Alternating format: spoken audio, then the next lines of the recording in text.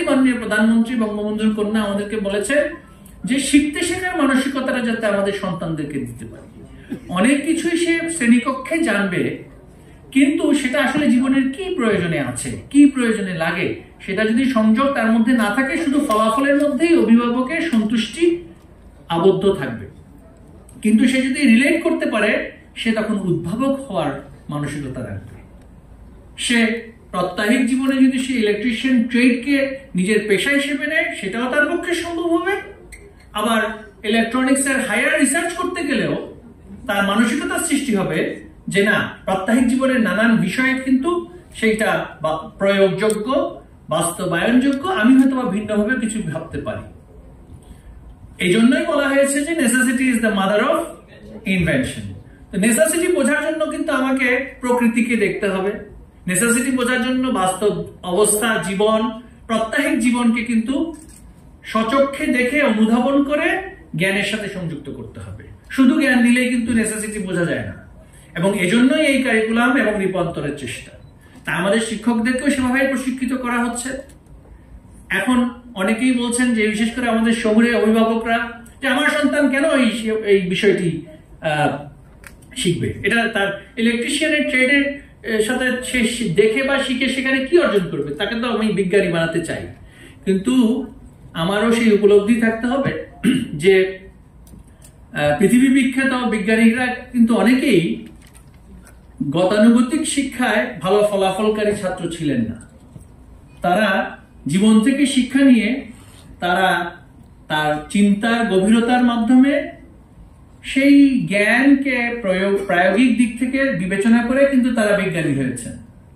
জগৎ বিখ্যাত বিজ্ঞানী আলবার্ট আইনস্টাইন এমআইটির শিক্ষার্থী ছিলেন না, হার্ভার্ডেরও শিক্ষার্থী ছিলেন না, তিনি একটি পলিটেকনিক্যাল ইনস্টিটিউশনের শিক্ষার্থী ছিলেন। কিন্তু তিনি পরবর্তীতে এই সকল নামকরা বিশ্ববিদ্যালয়ে পড়িয়েছেন। এবং আলবার্ট আইনস্টাইন কি করেছেন সেটা আমার এখানে ব্যাখ্যা করার প্রয়োজন নেই। অনুরূপভাবে বিশ্বকবি রবীন্দ্রনাথ ঠাকুর, তিনি কিন্তু প্রাতিষ্ঠানিক শিক্ষার মধ্যেই নিজেকে আবদ্ধ করে রাখলে হয়তোবা তার পক্ষে সাহিত্য নিয়ে যে চিন্তা, সঙ্গীত নিয়ে চিন্তা, কাব্য এবং এই যে তার বিশ্বকবি হয়ে ওঠা হয়তোবা সম্ভব হতো না। একইভাবে আমাদের জাতীয় কবি কাজী নজরুল ইসলাম জীবনের অনেক কঠিন অধ্যায়ের মধ্যে দিয়ে তাকে পাড়ি দিতে হয়েছে বলেই বিদ্রোহী কবি হয়েছিলেন, সাম্যের কথা বলেছিলেন। শান্তির মধ্যে থাকলে, সমৃদ্ধির মধ্যে থাকলে সাম্যের বিদ্রোহী কবি হতে পারতেন না। তাই প্রাত্যহিক জীবনের নানান বিষয়ে শিক্ষার্থীকে সম্পৃক্ত করাটা পাঠ্যপুস্তক এবং প্রাতিষ্ঠানিক শিক্ষার চাইতেও অনেক সময় অনেক বেশি গুরুত্বপূর্ণ।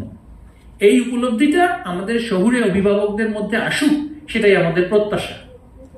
আমাদের প্রান্তিক পর্যায়ের গ্রামাঞ্চলের বাবা মাদের মধ্যে কিন্তু এই উষ্মা নেই, এই অভিযোগ খুব কম। তার সন্তান ধান কাটার সময়টাতে তাকে সহযোগিতা করছে, সহযোগিতাকালীন অবস্থায় তার কি এই যে ধানের যে হিসাব, মেজারমেন্ট সে যে শিখছে, সেটা তার বিদ্যালয়ের শিক্ষার সাথে সংযুক্ত হলেই কিন্তু সে অনেক খুশি হয়, কারণ তার প্রাত্যহিক জীবনের সাথে একটা সংযুক্তি থাকে। কিন্তু সেটাকে যদি আমি একেবারে নেগেট করে দেই, সেটাকে যদি প্রত্যাখ্যান করি, শিক্ষাকে শুধুমাত্র অভিজাত মানসিকতা সৃষ্টির জন্য যদি একটা প্রক্রিয়া হিসেবে দেখি, যে সবাই লেখাপড়া করে যে গাড়ি ঘোড়া চড়ে, সে গাড়ি ঘোড়া চড়াই কিন্তু সমাজের সকলে যদি লক্ষ্য হয়, সমাজের সকলের লক্ষ্য যদি হয় গাড়ি ঘোড়াই চড়া, তাহলে গাড়ি প্রস্তুত আর হবে না, ঘোড়ারও প্রতিপালন আর হবে না।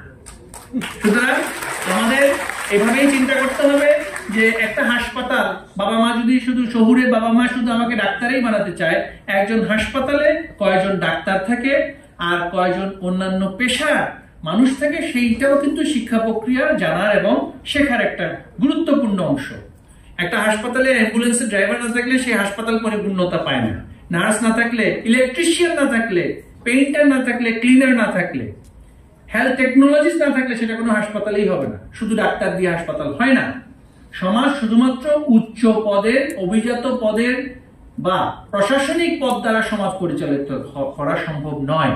তাই আমাদের শিক্ষার মধ্যে সেই রূপান্তরের কাজটা হচ্ছে। বিশেষায়িত জ্ঞান উচ্চ শিক্ষার পর্যায়ে গিয়ে অবশ্যই দেওয়া হবে, কিন্তু এখন আমরা যে পদ্ধতিটা দীর্ঘদিন ধরে পরিচালিত হয়ে আসছিল, বিশেষায়িত জ্ঞান বিদ্যালয়ে আমরা দিতে চাচ্ছি, আর উচ্চশিক্ষায় গিয়ে গতানুগতিক।